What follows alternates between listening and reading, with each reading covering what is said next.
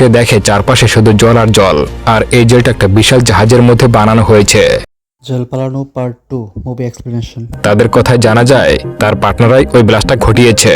কিছুটা সামনে গিয়ে তারা রেকে সেখানে নামিয়ে চলে যায়। রে তখন সেখানে টেলিফোন বুথে ঢুকে কাউকে একটা কল করে, আর সেখান থেকে বের হলেই পুলিশ তাকে আবারও গ্রেফতার করে নেয়। আর তখনই ওই জায়গায় একজন লোক চলে আসে, তার নাম ক্লার্ক। সে এসে পুলিশকে কিছু ডকুমেন্টস দেখায়। এরপরই সিন পাল্টে যায়। তাদেরকে দেখা যায় তারা ওই জেলের ওয়ার্ডেনের রুমে বসে আছে। ক্লার্ক জেলের ওয়ার্ডেনকে বলে, আমরা একটা ইন্ডিপেন্ডেন্ট ইনভেস্টিগেশন কোম্পানি, আর আমাদের কাজ হলো সব জেলের ত্রুটি বা ফাঁক খুঁজে বের করা, যাতে কোনো কয়েদি জেল থেকে পালাতে না পারে। আর সেই ডিলের কারণে এতদিন রে এই জেলে ছিল। সে আরো বলে যে রে এর আগে আরো 14টা জেল থেকে পালিয়ে এসেছে। এই কথা শুনে ওয়ার্ডেন রেগে যায়। রেকে জিজ্ঞাসা করে, কি করে তুমি ওখান থেকে পালালে? এটা শুনে রে তার প্ল্যানগুলো বলতে শুরু করে। রে বলে, জেলের গার্ড প্রতিদিন নিয়ম করে 7 মিনিটের জন্য ধূমপান করতে বাইরে যেত, আর পালানোর জন্য আমার কাছে ওই 7 মিনিটে ছিল, কিন্তু পালানোর জন্য আমার কাছে কিছুই ছিল না। তখন বাথরুমে টয়লেট পেপার দিয়ে আমি কিছু বল বানিয়েছিলাম, আর রোজ সকালে খাওয়ার জন্য আমার একটা দুধের প্যাকেট দিত, আর সেই প্যাকেটের উপরে একটা পলিথিনের স্তর ছিল। আর আমার সেই আইসোলেশন রুমে একটা লক ছিল, আর সেটা খোলার জন্য 4 সংখ্যার একটা কোড দরকার ছিল। সেই কাগজের বলগুলো আমি সুযোগ বুঝে সেই দরজার পকেটে লাগিয়ে দিয়েছিলাম, আর সেই জন্য গার্ড চলে গেলেও আমি সহজেই ওই লকারটা খুলে ফেলতে পারছিলাম। এরপর সেই প্যাকেটের প্লাস্টিক স্তরটা ওই লকারের উপরে লাগিয়ে দেই, আর সেই জন্য পরদিন ওই গার্ড আবারও লক খুললে তার আঙুলের ছাপটা ওই স্তরে লেগে যায়। এতে করে আমি ওই লকের পাসকোডটা জেনে ফেলি। এরপর চালাকি করে আমি তারিখ আর সময় জেনে নেই এক গার্ডের কাছ থেকে, আর ওই জেলের এক লোকের সাহায্যে আমি পালানোর তারিখ আর সময় আমার পার্টনারদেরকে জানিয়ে দেই। তারপর পালানোর দিন চলে আসে। সেদিন গার্ডরা যখন বিরতিতে বাইরে যায়, তখনই বাইরে থেকে ব্লাস্টারের আওয়াজ আসে। এতে আমি বুঝে যাই আমাকে সাহায্য করতে আমার টিম মেম্বাররা বাইরে অপেক্ষা করছে। আর তখনই আমি সেই পাসকোড চেপে তার রুম থেকে বের হয়ে যাই। এরপর লুকিয়ে আমি সিসিটিভি রুমে চলে যাই, আর সেই রুমের আগের ফুটেজগুলো একটা লুপ বানিয়ে ওখানে চালিয়ে দেই। এরপরে ওখান থেকে বেরিয়ে যাই। জেলের একটা ভেন্টিলেশন পাইপের সাহায্যে আমি জরুরি রুমে চলে আসি, আর সেখানে গিয়ে আমি ফায়ার ফাইটারের পোশাক পরে ওদের সঙ্গে বেরিয়ে যাই, আর গিয়ে তাদের গাড়ির নিচে লুকিয়ে পড়ি। আর কিছুক্ষণের মধ্যেই গাড়িটা সে ব্লাস্ট হওয়ার জায়গায় চলে আসে। সেখানেই আমার টিমের লোকেরা গাড়ি নিয়ে আমার জন্য অপেক্ষা করছিল। তখন সুযোগ বুঝে আমি সেই গাড়িতে উঠে পড়ি, আর প্ল্যান অনুযায়ী ওরা আমাকে ওই মাঝ রাস্তায় নামিয়ে দিয়ে চলে যায়। তারপর আমি একটা টেলিফোন বুথে ঢুকে ক্লার্ককে ফোন করি, আর তখনই তোমরা আমাকে সেখান থেকে গ্রেফতার করে নাও। ক্লার্কও তখন ফোন পেয়ে সেখানে পৌঁছে যায়, আর আমাদের সব ডকুমেন্টস দেখে আমার সেখান থেকে বাঁচিয়ে নেয়। এইসব শুনে ওয়ার্ডেন অনেকটাই অবাক হয়ে যায়, আর সে এবার বুঝে যায় জেলের কোথায় কোথায় ফাঁক রয়েছে। পরদিন তার অফিসে জেসিকা নামের এক সিআইডি অফিসার আসে। জেসিকা রেকে একটা কাজের প্রস্তাব দেয়।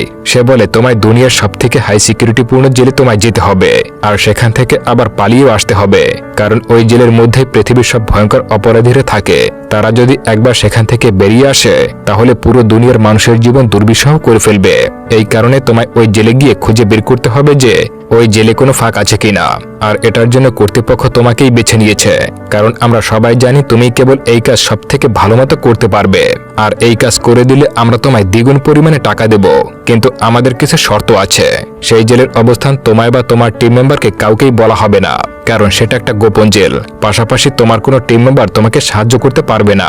এই কথা শুনে সব টিম মেম্বাররা রেকে এই কাজ করতে বারণ করে দেয়। টিম মেম্বাররা বলে, রের অবস্থান না জানলে কি করে হবে? রে যদি কোনোভাবে ওখানে ফেসে যায়, তাহলে সে একা একা কি করবে? তাছাড়া এটা আমাদের তদন্তের রুলসের মধ্যেও নেই। তবে ক্লার্ক রেকে এই কাজ করার জন্য অনুরোধ করতে থাকে। তখন রে এই কাজের জন্য রাজি হয়ে যায়। আসলে রে সবসময় চ্যালেঞ্জ নেওয়ার জন্য তৈরি থাকতো। তারপর রেকে একটা নকল পরিচয়পত্র বানিয়ে তারা দেয়। সেখানে রের নাম দেওয়া হয় পোর্টস। তার মানে ওই জেলে সবাই তাকে পোর্টস নামেই জানবে। আর ওই আইডিতে বিগত 10 বছরে দেশে ঘটে যাওয়া বড় বড় যত হামলা হয়েছে, তার মাস্টারমাইন্ড হিসেবে তাকে চিহ্নিত করা হয়েছে। তবে যাওয়ার আগে রেড টিম মেম্বাররা তার হাতে একটা জিপিএস ট্র্যাকার ইনজেক্ট করে দেয়, আর এটার সাহায্যে তারা অনেক সহজেই রের অবস্থান সম্পর্কে জানতে পারবে। যদিও সেই সিআইডি অফিসার জেসিকা এইসব করতে নিষেধ করেছিল, কিন্তু রের সুরক্ষার কথা ভেবে তার টিমের লোকেরা এটা করে দেয়। এরপরে রে রাস্তার পাশে দাঁড়িয়ে অপেক্ষা করতে থাকে। কিছুক্ষণের মধ্যে ওই জায়গায় একটি কালো ভ্যান চলে আসে, আর ভেতর থেকে কালো মুখোশ পরা কিছু লোক এসে রেকে অপহরণ করে নিয়ে যায়। সেই ভ্যানে উঠিয়ে তারা রের পুরো শরীর ডিভাইস দিয়ে চেক করতে থাকে। আর তখনই ওই লোকগুলো রের হাতের মধ্যে একটা জিপিএস ট্র্যাকার খুঁজে পায়, আর সেখানেই সেটা নষ্ট করে ফেলে। এতে রের টিম মেম্বাররা তার অবস্থান আর পায় না। এরপরে লোকগুলো একটা ইনজেকশন দিয়ে রেকে অজ্ঞান করে ফেলে। তার যখন জ্ঞান ফিরে আসে, তখন সে নিজেকে একটা কাচের ঘরের মধ্যে দেখতে পায়। এটা দেখতে পেয়ে সে অনেকটাই অবাক হয়ে যায়। তবে চারপাশে তাকালে দেখতে পায় অসংখ্য কাচের ঘর এখানে রয়েছে, আর সেই ঘরের মধ্যে এক একজন অপরাধীকে রাখা হয়েছে। এসব দেখে রে বুঝে ফেলে এটা আসলে সেই জেল, আর এই জায়গায় সবাই সবার উপরে নজর রাখতে পারবে। এবার রে কিছুটা ঘাবড়ে যায়, তাও সে সেখানে থাকা সব জিনিসপত্র খুব মনোযোগ দিয়ে দেখছিল। তখন রে দেখে যে এই জেলে থাকা সব সিসিটিভি ক্যামেরাগুলো মেশিনের মতো ঘুরতে থাকে আর সবার উপরেই নজর রাখছে। আর এই জেলে থাকা গার্ডরা এরকমের কালো পোশাক পরে মুখোশ লাগিয়ে ঘুরছে, যাতে করে সেখানে কোনো কয়েদি তাদেরকে না চিনতে পারে। চারপাশটা রে খুব ভালো মতোই লক্ষ্য করছিল, আর বুঝতে পারে এমন জেল থেকে পালানো বলতে গেলে অসম্ভব। এই কারণে রে আবারও সেই জেলের ওয়ার্ডেনের সঙ্গে দেখা করতে চায়, কারণ এই জেলের ওয়ার্ডেনই তাকে এখান থেকে বের করতে পারবে। বোঝার সুবিধার জন্য একটা কথা আপনাদেরকে বলে দেই, রে যেই জেলে যেত সেখানকার ওয়ার্ডেনের নাম ও এভিয়েশন কোড তাকে আগেই বলে দিত, কারণ কোনোভাবে যদি রে বিপদে পড়ে তাহলে সে তার কাছে গিয়ে নিজের আসল পরিচয় আর এভিয়েশন কোড বলেই তাকে চিনতে পারবে, আর জেল থেকেও সে খুব সহজে বের হতে পারবে। কিছুক্ষণ পর রের সঙ্গে দেখা করতে ওয়ার্ডেন আসে। রে তাকে বলে, তুমি ওয়ার্ডেন মার্স তাই না? এটা শুনে সেই ওয়ার্ডেন হেসে বলে, আমার নাম হ্যাবস, আর এখানে মার্স নামের কোনো ওয়ার্ডেন নেই। এসব শুনে রে অনেক বেশি অবাক হয়ে যায়। এরপরে রে সেই এভিয়েশন কোডটা বলে, যা শুনে হ্যাবস বলে, কি ভেবেছো তুমি একটি এভিয়েশন কোড বলে দিলে আমি তোমাকে এখান থেকে ছেড়ে দেব? এটা একেবারেই অসম্ভব। একবার যে এখানে আসে সে আর কখনোই এখান থেকে বেরিয়ে যেতে পারে না। এই জেলের মধ্যেই তাকে পচে মরতে হয়। তাই জেলে শান্ত হয়ে থাকো, নয়তো তোমাদের মতো অপরাধীকে কিভাবে সাজা দিতে হয় তা আমার খুব ভালো করেই জানা আছে। এইসব বলে হ্যাবস সেখান থেকে চলে যায়। অন্যদিকে রের টিম মেম্বাররা রের অবস্থান খোঁজার জন্য চেষ্টা চালিয়ে যেতে থাকে, তবে কিছুতেই রের অবস্থান সম্পর্কে তারা জানতে পারে না।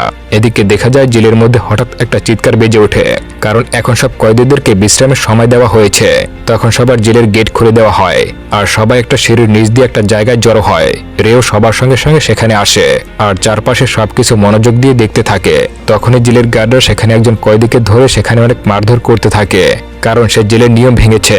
মারতে মারতে ওই কয়েদির মুখ থেকে রক্ত বের করে ফেলে, আর ওখানে সেই কয়েদিটা অজ্ঞান হয়ে যায়। এসব দৃশ্য দেখে তো রে কিছুটা ভয় পেয়ে যায়। তখন সেখানে কিছু কয়েদি এসে রেকে উল্টোপাল্টা কথা বলতে শুরু করে। এতে সে রেগে এক ঘুষি মেরে সেই কয়েদির নাকটাই ফাটিয়ে দেয়। এসব দূর থেকে এক কয়েদি সব দেখছিল, তার নাম এমিল রটমায়ার। এরপর সে রের কাছে আসে, সে নিজের পরিচয় তাকে দেয়। সে বলে, আমি তোমায় আগে কোথাও যেন দেখেছি, কিন্তু ঠিক মনে করতে পারছি না। সে আরো বলে, আমি ভিক্টর নামের একজনের সঙ্গে কাজ করতাম।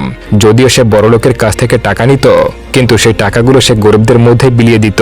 ভিক্টর কোথায় আছে সেটা শুধু আমি জানতাম। সেজন্য ভিক্টরের সব শত্রুরা তাকে ধরার জন্য আমায় এই জেলে পাঠিয়ে দিয়েছে।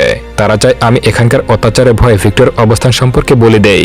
তবে আমিও ঠিক করে নিয়েছি, আমি মরে গেলেও ভিক্টরের অবস্থান সম্পর্কে কাউকে বলবো না। এমিল কেন এসব কথা রেখে বলল তা সে কিছুই বুঝতে পারে না। এজন্য রে এমিলকে উপেক্ষা করে সেখান থেকে চলে যায়। এমনি করে দিন কাটতে শুরু করে। রে ওই জেলে সবকিছু খুব মনোযোগ দিয়ে দেখত, কারণ সে বুঝে গেছে এখান থেকে বের হতে হলে তাকে নিজেকেই পথ বের করতে হবে। এ কারণে সে প্ল্যান করতে থাকে। এদিকে রের উপরে এমিল সবসময় নজর রাখত, কারণ সে বুঝে গেছে যদি কেউ তাকে এখান থেকে বের করতে পারে সে হলো একমাত্র রে। এজন্য বিশ্রামের সময় এমিলি রের সঙ্গে কথা বলার চেষ্টা করত, আর আস্তে আস্তে তাদের মধ্যে একটা বন্ধুত্ব হয়ে যায়। এমিল রেকে আরো কিছু সত্য জানায়। সে বলে এটা একটা প্রাইভেট জেল, তাই এই জেলে টাকা দিয়ে যে কেউই তার শত্রুকে পাঠাতে পারে। এমনকি এই জেলের প্রায় 80% লোকই নির্দোষ, তবে নানান কাণ্ডে ফাঁসিয়ে টাকা দিয়ে গ্রেফতার করিয়ে এই জেলে পাঠিয়েছে। এসব শুনে রে একটু বেশি চিন্তায় পড়ে যায়। এরপর একদিন বিশ্রামের সময় এমিল রেকে বলে, এখান থেকে পালাতে আমি তোমায় সাহায্য করতে পারি, বলো আমি কি করতে পারি? এটা শুনে রে বলে, আমায় এখন আমার রুমে যেতে হবে। রে এটা বলার সাথে সাথে এমিল তার উপরে হামলা করে দেয়। তখন রেও তার উপরে উল্টো আঘাত করে, আর দুজনের মধ্যে বেশ বড়সড় একটা মারামারি হয়ে যায়। তারই মাঝে এমিল রেকে কিছু একটা ইশারা করে। তখনই সেখানে গার্ডরা চলে আসে, আর তাদের দুজনকে নিয়ে আইসোলেশন চেম্বারে রেখে দেয়।